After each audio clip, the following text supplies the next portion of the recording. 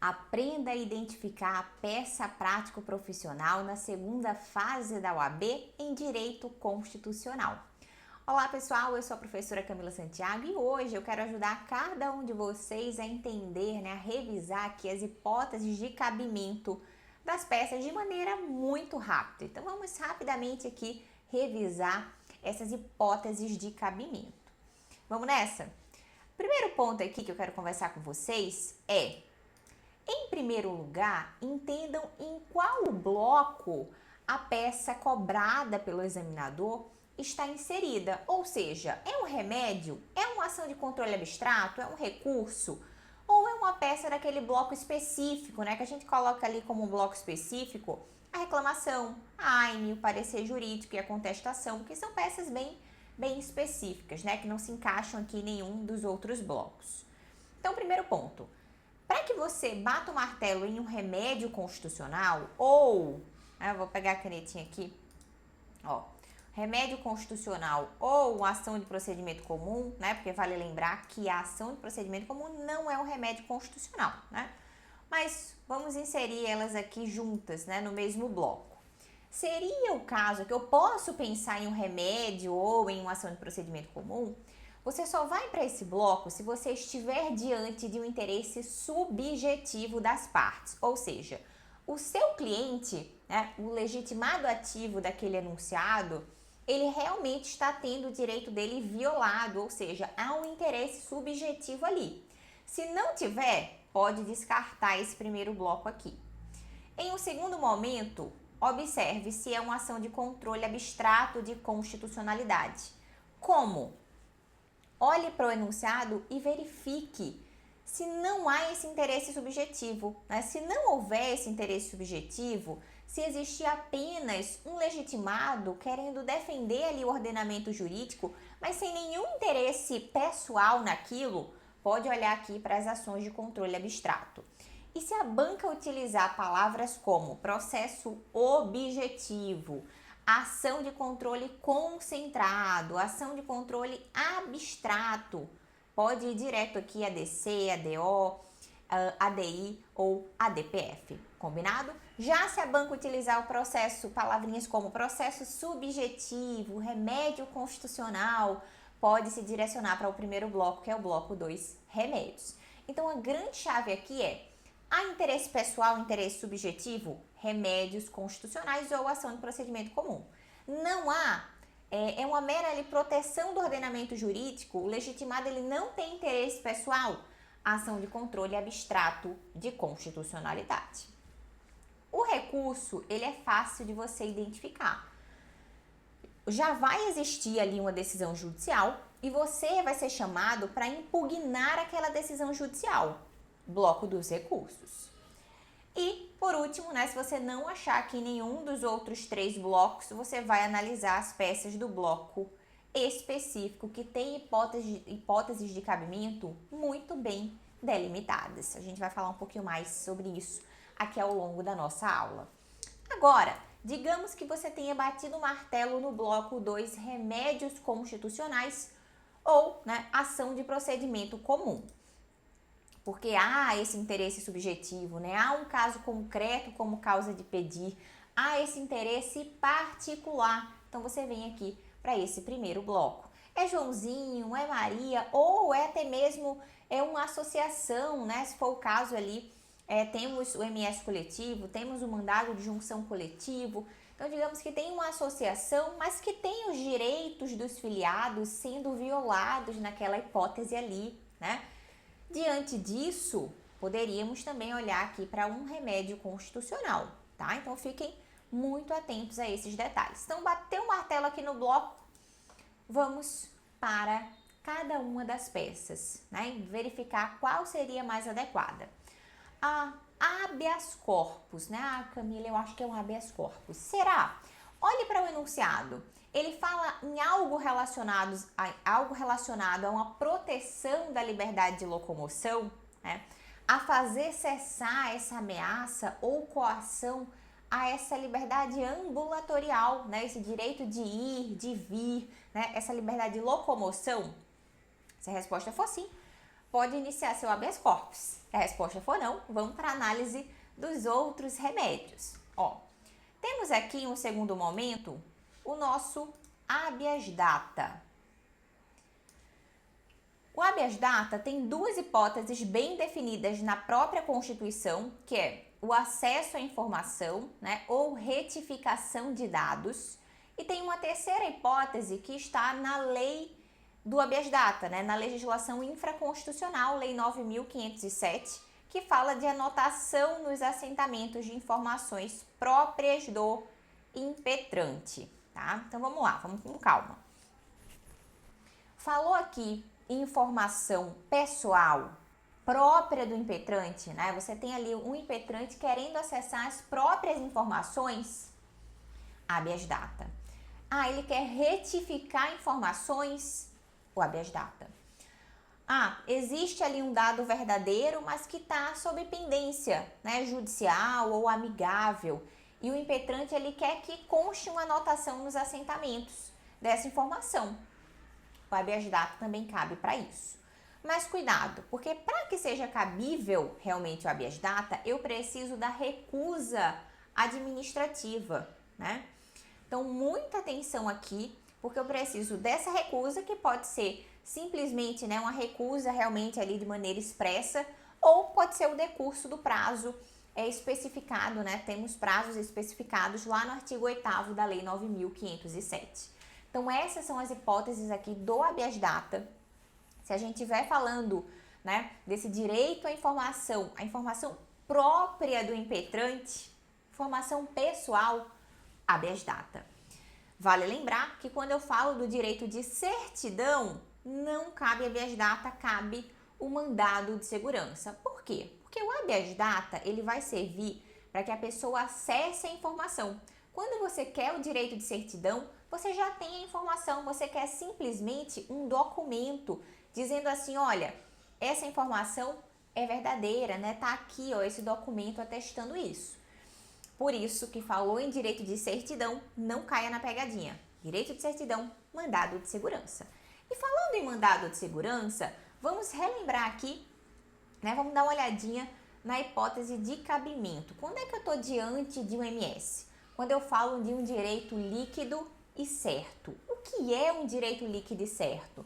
É aquele direito que eu posso comprovar. Por isso que normalmente a banca traz dos enunciados, né, que houve uma notificação formal, que fulaninho foi formalmente notificado.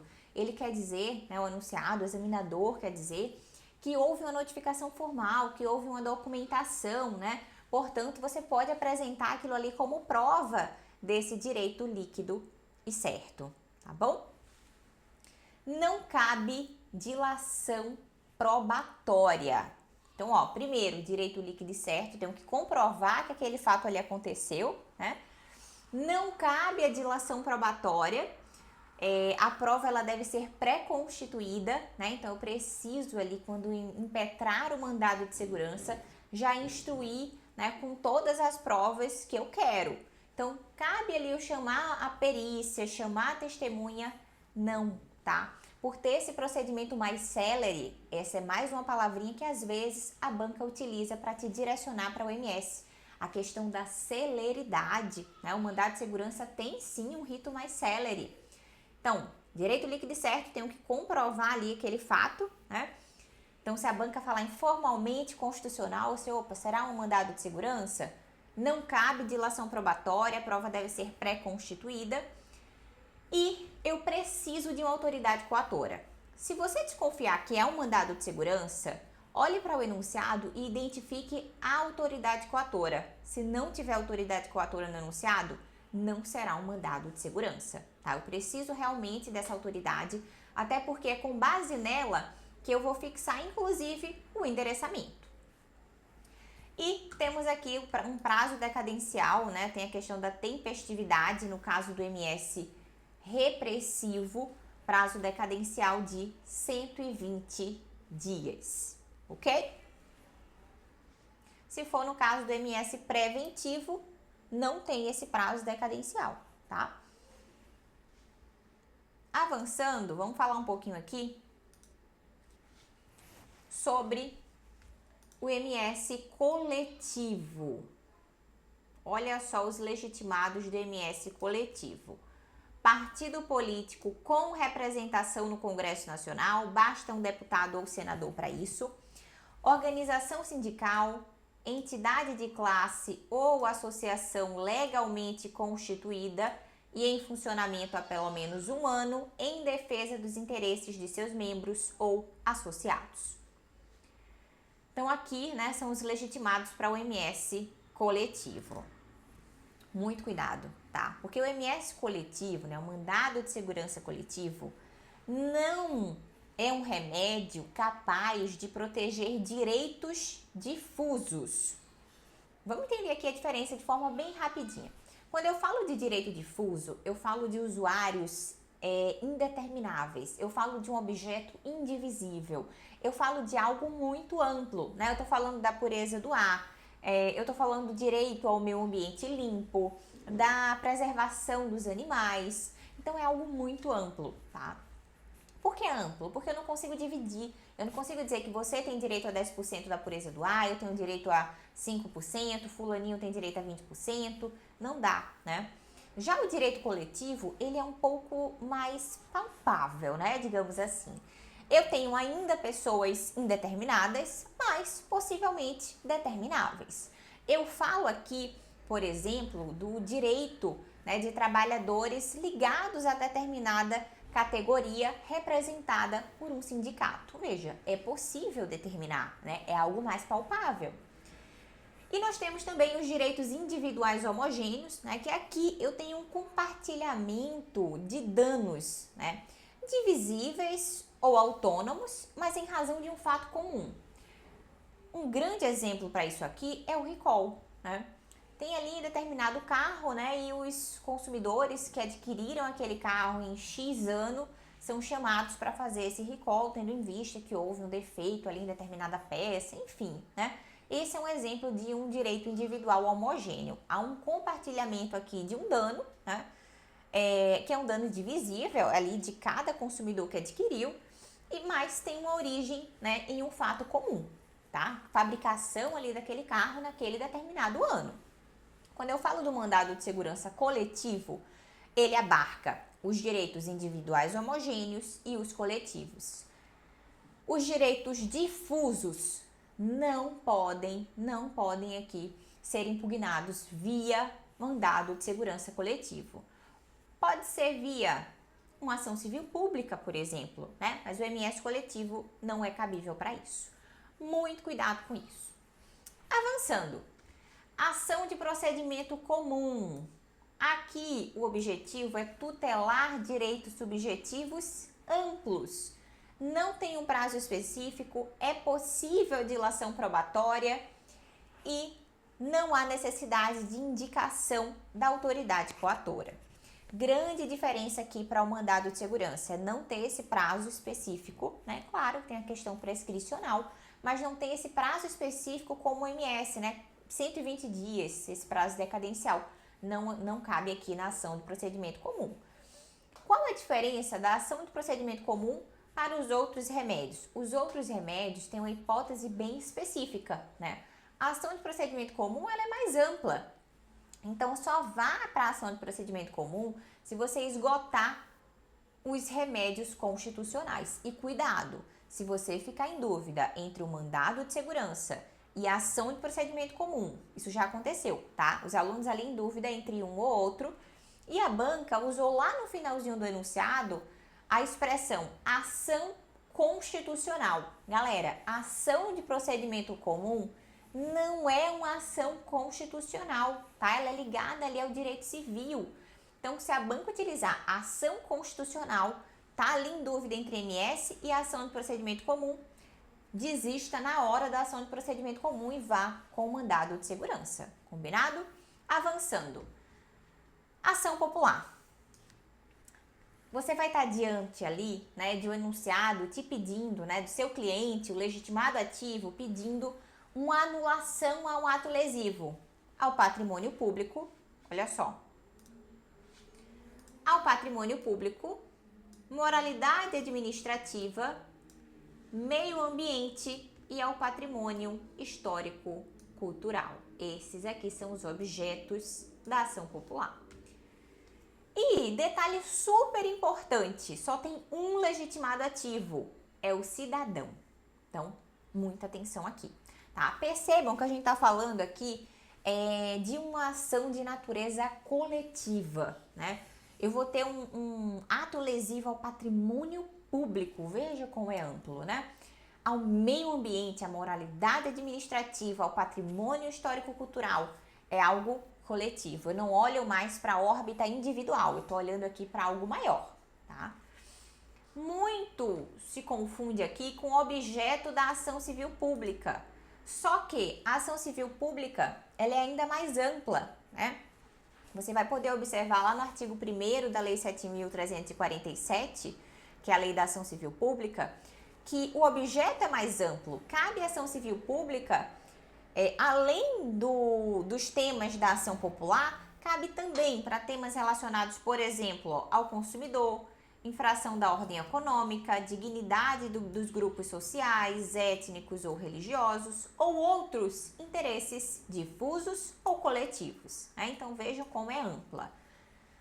Como é que você vai diferenciar a ação popular da ação civil pública? Olhando para o legitimado, tá? É um cidadão? Vou pela ação popular. Cuidado, porque a banca pode falar não apenas a palavra cidadão, mas pode falar vereador, deputado, né? Ser cidadão é uma qualidade intrínseca aos cargos do mandato eletivo. Então, ela pode falar um vereador, um deputado, né? Enfim. E cuidado, tá? Porque pode ser que o ato lesivo esteja acontecendo em determinado município e a banca fale, jogue ali uma pegadinha dizendo que é um vereador de um outro município. Galera, não tem problema, o vereador é cidadão, vai continuar sendo legitimado ali para aquela ação popular. Então, fiquem ligados nisso, tá? Isso já aconteceu e já confundiu uma galera aí no exame de ordem. E aí, assim, é cidadão, ação popular. Não é cidadão, vamos caminhar aqui para a ação civil pública, né? E conforme o artigo 5º da Lei da Ação Civil Pública, temos aqui como legitimados ativos, né? O Ministério Público, a Defensoria Pública, a União, estados, DF, municípios, associação, autarquia, empresa pública, fundação ou sociedade de economia mista. São os nossos legitimados aqui para a ação civil pública. Fechado? Então, a gente já vai avançar agora, galera, para o mandado de injunção, né? No mandado de injunção, você vai estar diante de normas de eficácia limitada, ou seja, normas pendentes de regulamentação, né? Eu tenho a norma, mas por não ter uma regulamentação, aquele direito ali está sendo inviabilizado, né? O objetivo do MI é justamente combater essa inefetividade das normas constitucionais. Não adianta eu ter uma norma que pede uma regulamentação e não ter essa regulamentação, né? Então, é um remédio que vai ser utilizado aí justamente para trazer essa regulamentação. Ele é muito confundido com ação de controle abstrato, que a gente vai conversar daqui a pouquinho, que é a ADO, tá? Mas a grande diferença é, no caso do mandado de injunção, eu vou ter um caso concreto, tá? Eu vou ter realmente ali alguém que já está tendo o direito inviabilizado, né? Então, aqui eu vou ter esse interesse particular, esse interesse subjetivo, porque alguém já está sofrendo por essa falta de regulamentação, ok? Ó, vamos falar um pouquinho agora sobre o MI coletivo. Legitimados para o MI coletivo. Partido político com representação no Congresso Nacional, que também é legitimado para a DO, por isso que às vezes causa confusão, né? Mas o segredo é justamente olhar para isso que eu falei. Tem interesse particular? MI. Não tem? ADO. Seguindo aqui, organização sindical, entidade de classe ou associação legalmente constituída e em funcionamento há pelo menos um ano, o MP, né, Ministério Público e a Defensoria Pública. Ou seja, mesmo os legitimados do mandado de segurança, somamos aqui apenas o Ministério Público e a Defensoria Pública, ok? Galera, então aqui rapidamente, né, nós fechamos o primeiro bloco, remédios constitucionais mais ação de procedimento comum, e vamos avançar agora para o segundo bloco, que são as ações de controle abstrato de constitucionalidade. Aqui eu não tenho caso concreto. Eu não tenho aquele interesse subjetivo, aquele interesse pessoal. Eu não tenho aqui alguém com direito aqui violado, né? Nada disso. Aqui simplesmente eu tenho um legitimado ativo lá do artigo 103 da Constituição, que está olhando para aquela situação e pensando, isso aqui pode prejudicar alguém, então eu vou proteger aqui o ordenamento jurídico, né? Claro, consequentemente vai proteger as pessoas, mas o olhar é para a proteção do ordenamento jurídico. Ele olha e pensa, isso aqui está contra o ordenamento jurídico, né? Isso aqui não está certo, está ferindo aqui o ordenamento jurídico, então eu preciso intervir. E qual é o modo de intervir se eu não tenho um direito concreto, né? Um interesse subjetivo envolvido?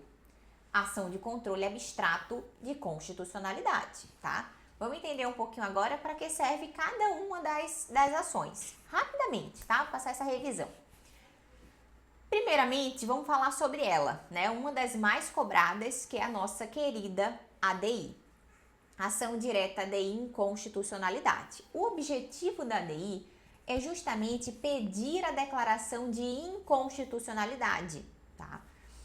E o objeto são as leis ou atos normativos federais ou estaduais. Então, olha só, não entra aqui os municipais, tá? Então, federais ou estaduais, editados após a Constituição de 1988. Se é um direito pré-constitucional, ou seja, antes da Constituição de 1988, não cabe a ADI, tá bom? Fechou? Avançando. Representação direta de inconstitucionalidade. O objetivo aqui também é pedir a inconstitucionalidade, porém, vai mudar aqui o objeto e o parâmetro. Olha só. Aqui eu tenho como objeto leis ou atos normativos estaduais ou municipais, e aqui não é em face da Constituição de 1988. O parâmetro aqui é a Constituição estadual ou a lei orgânica, no caso do DF, ok? E aqui eu vou ter um endereçamento ao TJ.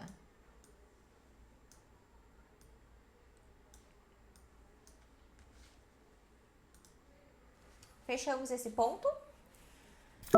Só um detalhe, tá? Uma atenção especial, porque o TJ, ele pode julgar, né, utilizando a Constituição Federal como parâmetro, desde que se trate ali de uma norma de reprodução obrigatória, tá? Cuidado com esse detalhe. Inclusive, nesse caso, quando for o caso aqui, né, de uma norma de reprodução obrigatória, cabe recurso, porque em regra essa decisão aqui do TJ, né, em sede de controle abstrato, ela é irrecorrível. Mas se eu estou diante de uma norma de reprodução obrigatória, cabe recurso extraordinário. Guarda isso com carinho, tá? A banca já cobrou, inclusive, cobrou um RE diante exatamente dessa hipótese, ok? Avançando. ADO, ação direta de inconstitucionalidade por omissão. Já falamos um pouquinho no comparativo ali com o MI, né? Aqui eu estou diante de uma norma de eficácia limitada, uma omissão inconstitucional, existe a necessidade de uma regulamentação e eu não tenho essa regulamentação, né? Aqui cabe para omissões de órgãos federais ou estaduais e também órgãos do DF quanto às suas competências estaduais. Vale lembrar que o DF cumula competências estaduais ou municipais. Por quê? Porque ele não pode ser dividido em municípios, tá? Então, sempre que for, né, uma omissão ali de um órgão do DF com relação a uma competência estadual, vai ser cabível a ADO, tá bom? Outra hipótese específica que cabe a ADO, vou até pegar o marca-texto aqui. inércia com relação ao projeto de lei na fase de discussão ou votação. Nesse ponto aqui, cabe se houver inércia em prazo razoável para eles deliberarem. Então, enrolando na deliberação, sabe? Empurrando ali com a barriga. Já existe um projeto de lei e eles estão empurrando, né? Então, cabe também a DO nesse sentido. Avançando. Nossa ação declaratória de constitucionalidade. O objetivo aqui é pedir a declaração de constitucionalidade, tá? Precisa existir uma controvérsia judicial relevante. Vários órgãos ali discutindo sobre aquela lei ou ato normativo federal editado após a Constituição de 1988, tá? Então tem uma discussão ali envolvida, né, entre órgãos. Existe essa controvérsia judicial relevante, não pode ser controvérsia doutrinária, eu preciso de uma controvérsia judicial, tá? E aí, você vai olhar para aquele enunciado e o enunciado vai te dizer assim, que o teu cliente, que o legitimado ativo, ele quer que essa lei continue sendo aplicada, ele quer a declaração de constitucionalidade. Vai caber aqui a ADC. Lembrando, não cabe ADC em face ali de uma lei estadual ou uma lei municipal, tá? Apenas em face de leis ou atos normativos federais. Cuidado, mas muito cuidado com isso, tá bom? Avançando. Vamos falar sobre ela, né? Sobre a arguição de descumprimento de preceito fundamental, a nossa querida ADPF. O objetivo dela é evitar ou reparar uma lesão a um preceito fundamental decorrente de ato do poder público. A ADPF ela surge para suprir uma lacuna, né, no controle abstrato de constitucionalidade, porque ela traz aqui objetos que não se encaixam nas hipóteses das outras ações, né? Aqui a ADPF tem um objeto muito específico, tá? Vou colocar em telinha cheia. Cabe para direito pré-constitucional, né? Então, é aquele direito ali antes da Constituição de 88.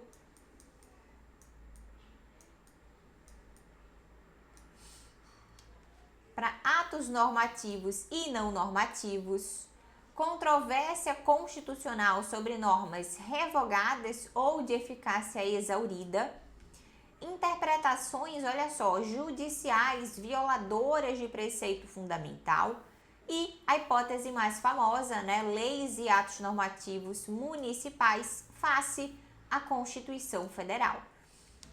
Cabe ADI em face de lei municipal? Não. Cabe ADC? Muito menos. Cabe ADI para direito pré-constitucional? Também não, tá? Mas cabe a ADPF. Né? E nesse caso aqui, quando eu falo, né, da ADPF para o direito pré-constitucional, não é para um juízo de constitucionalidade, tá? Aqui é para análise se esse direito pré-constitucional ele vai ser recepcionado ou não. Fiquem ligados nisso, tá bom?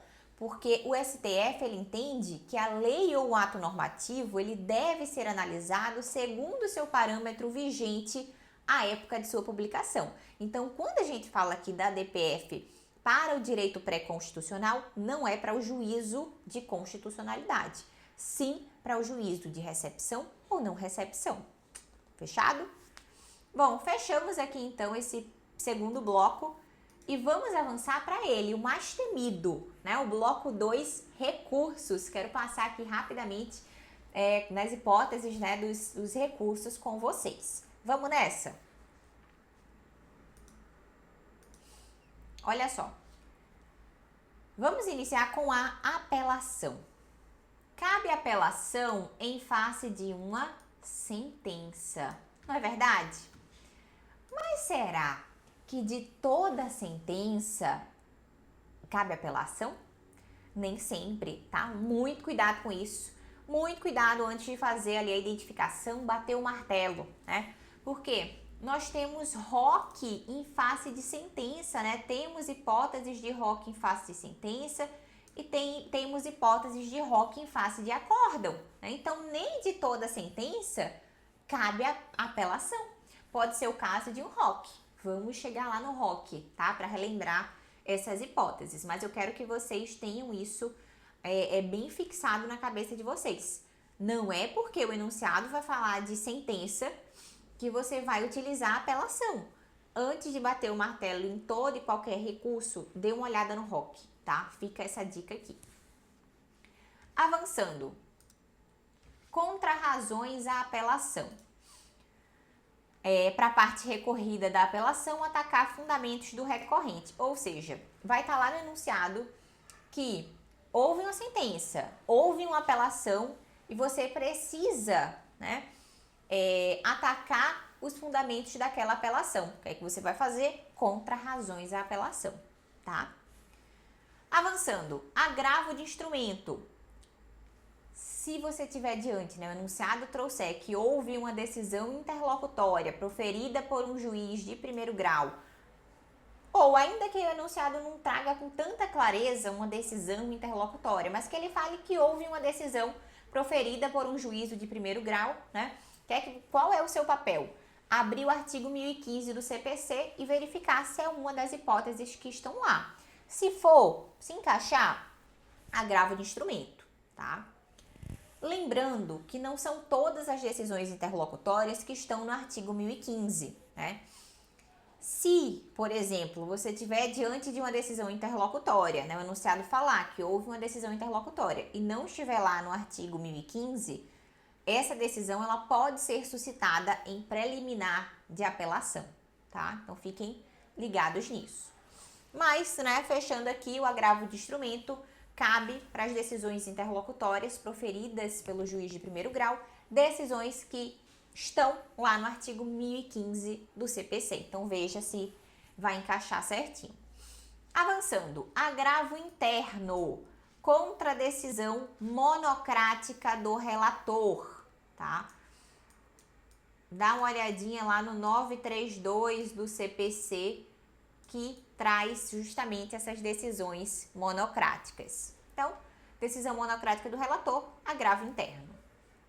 Avançando, agravo em RESP ou RE, né, em recurso especial ou recurso extraordinário, vai ser cabível contra a decisão do presidente ou vice do tribunal que inadmitiu o RESP ou RE. Tá? Então, se você tiver ali o enunciado, né, fazendo a leitura do enunciado, ele trouxer que houve a interposição de um RESP ou de um RE e o presidente ou o vice-presidente do tribunal o inadmitiu, agrave, né? Faça o agravo. Se for um RESP, agravo em RESP. Se for um RE, agravo em RE. Ok? Avançando. Embargos de divergência. Peça muito específica, difícil ser cobrada aqui em constitucional, né? Mas vale a revisão. Ele vai ser cabível para impugnar decisões do tribunal que estejam em divergência com acórdãos anteriores de casos semelhantes. Ou seja, é um determinado caso que já foi julgado anteriormente, né? Já temos esses julgamentos anteriores ali pelo tribunal e houve uma decisão que está em divergência com esses acórdãos anteriores, né? Cabe aqui os embargos de divergência. Muito específico, né? O cabimento aqui dos embargos de divergência. Deixa eu só colocar aqui para vocês, né, darem uma olhadinha no artigo 1043 do CPC. Avançando. Chegamos agora no ROC, né? ROC, inclusive, que é um dos recursos, né, que mais apareceram em provas mais atuais, né, na OAB. Tá? Temos ROC ao STF em face de sentença, em face de acórdão, e temos também as hipóteses do ROC ao STJ também, em face de acórdão, em face de sentença. Tá? Então, vamos dar uma olhadinha aqui, inicialmente, né, no ROC ao STF, previsto no artigo 102, inciso 2 da nossa Constituição. Olha só. Cabe, né, ao STF julgar em recurso ordinário o habeas corpus, mandado de segurança, o habeas data e o mandado de injunção, decididos em única instância, ou seja, competência originária, tá? Pelos tribunais superiores, se denegatória a decisão, ó, denegatória a decisão. O resultado foi ruim, né? Então, muito cuidado com isso. Aqui, por exemplo, né? Se nós estivermos diante de um mandado de segurança contra um ato de um ministro de Estado, de quem é a competência? Do STJ, né? Então, o STJ vai julgar. Olha só, isso aqui, ó, vou pegar um marca-texto. O STJ vai julgar e a competência do STJ é originária, ou seja, vai ser, ó, em única instância.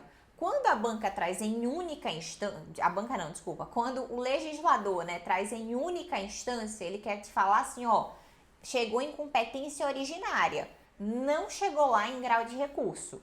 Quando ele quer falar que é em grau de recurso, ele fala em última instância. Aqui ele está te dizendo em única instância, ou seja, competência originária dos tribunais superiores, né? Um exemplo, o MS contra ato de ministro de Estado, que é competência diretamente do STJ, não chegou lá em recurso. É competência do STJ, ponto, tá? De acordo com a própria Constituição.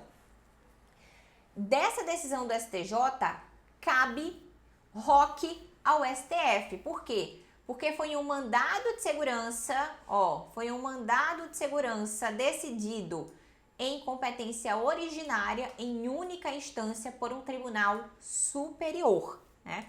E lembrando que para isso, né, para que seja cabível o ROC, a decisão tem que ser denegatória, ou seja, dizendo não a esse MS, dizendo que esse MS ele foi aí indeferido, né, para o seu cliente, ok? Segunda hipótese, né? Crime político. Essa primeira hipótese aqui, a gente está diante de um ROC em face de acórdão. Nessa segunda aqui, que é o crime político, a gente vai estar diante de um ROC em face de sentença. Por quê? Quando eu falo de crime político, a competência é dos juízes federais. Então tá lá, chegou para o juiz federal julgar, ele julgou, né? Dessa decisão, ou seja, o juiz federal ele profere sentença, tá? Dessa sentença cabe o ROC ao STF. Aí você deve estar se perguntando, mas Camila, eu pensaria na hora em uma apelação ao TRF, né? Falou lá que teve sentença houve determinado crime político, sentença do juiz federal, na hora eu pensaria em apelação ao TRF, mas estaria errado, tá? Porque o que cabe aqui é o ROC ao STF. Cuidado com isso. Vamos avançar agora para as hipóteses de ROC ao STJ, né? Então, compete aqui ao STJ julgar em recurso ordinário. Vamos lá. O habeas corpus decididos, né? Os habeas corpus decididos em única ou última instância, ou seja, tanto faz se chegou em competência originária ou se chegou em recurso, né? Pelos tribunais regionais federais ou pelos tribunais dos estados, do DF e territórios, quando a decisão for denegatória, tá? Então, habeas corpus aí decididos pelos TRFs ou TJs, quando a decisão for denegatória, cabe aqui o ROC ao STJ. Outra hipótese.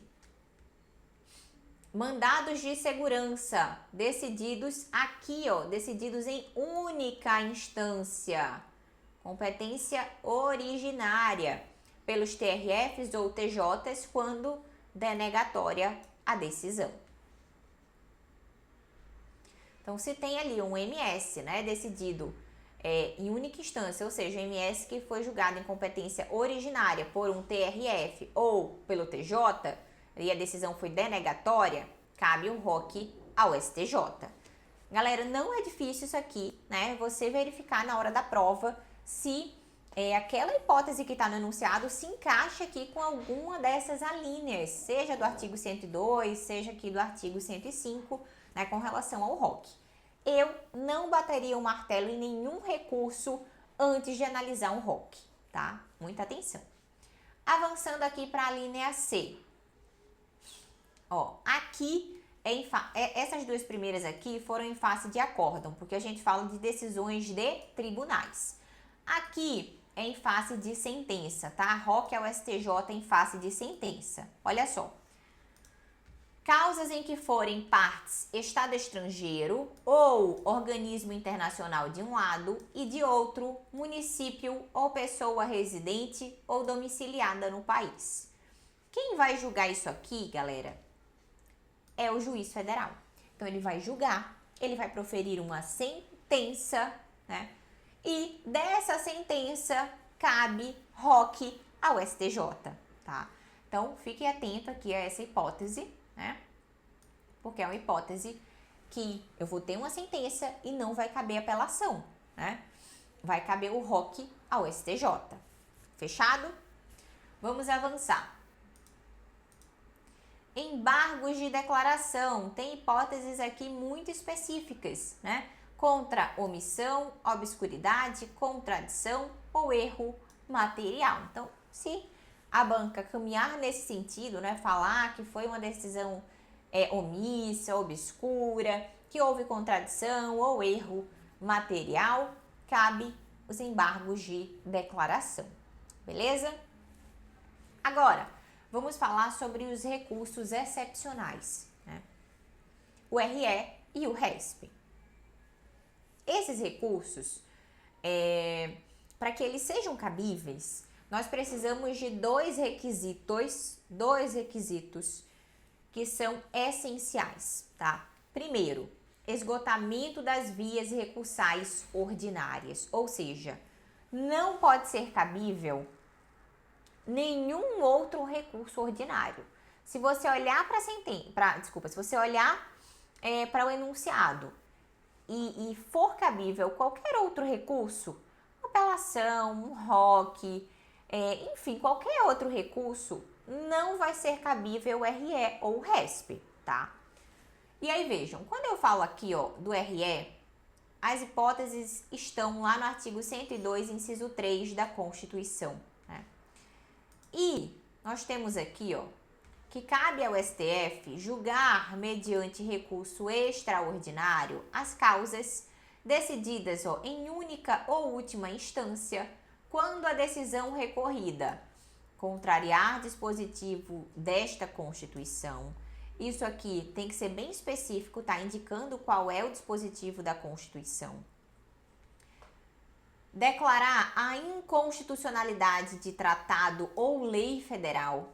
Né? Então, se eu tenho ali determinada decisão, né, declarando inconstitucionalidade de tratado ou lei federal, cabe aqui o RE. Se eu tenho uma decisão que julgou válida lei ou ato de governo local contestado em face da Constituição, hipótese também do RE. E se eu tenho uma decisão que julgou válida lei local contestada em face de lei federal. Cuidado com essa hipótese aqui, porque se eu falo de lei local em face de lei federal, eu tenho o RE. Se eu falo de ato de governo local contestado em face de lei federal, é hipótese de RESP, tá? Então, cuidado com isso. E aqui, ó, sobre os requisitos, né? Continuando, que eu comecei a falar um pouquinho para vocês, mas não concluí, inclusive, né? Eu falei do esgotamento das vias recursais ordinárias. E um outro requisito que é comum entre o RE e o RESP é o pré-questionamento. A matéria, ela deve ter sido pré-questionada nas instâncias anteriores, tá? E um requisito específico do RE é a repercussão geral. Esse caso, ele precisa transcender essa esfera individual. Eu preciso ter interesses aqui econômicos, culturais envolvidos, né? É algo que transcende a própria causa, sabe? Que vai além. Então, essa repercussão geral, ela é essencial para o cabimento aqui do nosso recurso extraordinário, tá bom? Então, questões aqui, né? relevantes do ponto de vista econômico, político, social, jurídico, né? Então precisa realmente transcender, tá bom? Avançando, hipóteses aqui do nosso RESP, tá lá no artigo 105 da nossa Constituição. Olha só, compete ao Superior Tribunal de Justiça julgar em recurso especial as causas decididas em única ou última instância pelos Tribunais Regionais Federais, né, TRFs ou TJs, quando a decisão recorrida contrariar, olha só, tratado ou lei federal. Cuidado, tá? Porque aqui, ó, no RE é declarar a inconstitucionalidade de tratado ou lei federal. No RESP é contrariar tratado ou lei federal, tá? Outra hipótese, julgar válido ato de governo local contestado em face de lei federal.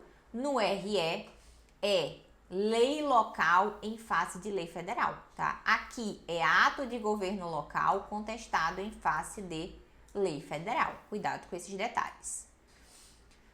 Der a lei federal interpretação divergente da que lhe haja atribuído outro tribunal. Então, temos um tribunal, né, dando determinada interpretação da lei federal e outro mudando aqui a interpretação. Cabe o RESP até para essa uniformização, né, de interpretações, ok?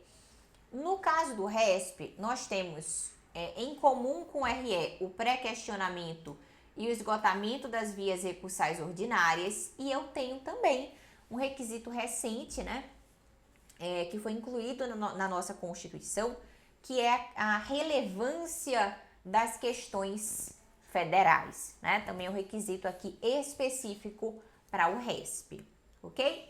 Bom, então assim a gente fecha aqui esse bloco dos recursos. Se vocês pararem para observar, não é tão difícil assim a identificação. O seu papel na hora da prova é abrir a Constituição, abrir o CPC, né? Verificar ali se as hipóteses batem, combinado? Agora vamos avançar para falar um pouquinho sobre o núcleo específico, né? Que aqui é um bloco remanescente. Não achou nos blocos anteriores, vamos para esse núcleo específico. Eu começo com um parecer jurídico. Se a banca quiser que você faça um parecer jurídico, é algo bem difícil, porque o parecer ele não tem uma estrutura formal ali bem definida, né? Mas se a banca quiser que você faça, ela vai pedir expressamente que você emita uma opinião, tá? Aí você sim faz um parecer jurídico. A contestação vai acontecer da seguinte forma: após a provocação, né, do Poder Judiciário pelo autor da petição inicial, o autor vai ali, né, e ajuiza a petição inicial. Após isso, a parte contrária vai poder se manifestar. Então, se você estiver diante desse caso do enunciado, né, o enunciado trouxer que o Poder Judiciário foi provocado, que houve uma petição inicial, que você precisa se manifestar, contestação, ok? Avançando, nós temos a nossa AIME, né, Ação de Impugnação de Mandato Eletivo. O objetivo aqui é justamente impugnar um mandato eletivo, né, diante do abuso de poder econômico, corrupção ou fraude, tá? Esses três aqui são os objetos da nossa AIME, Ação de Impugnação de Mandato Eletivo. Então, se você está diante ali, por exemplo, né, de determinado vereador que foi eleito distribuindo dinheiro para os seus eleitores, cabe aqui a AIME, tá?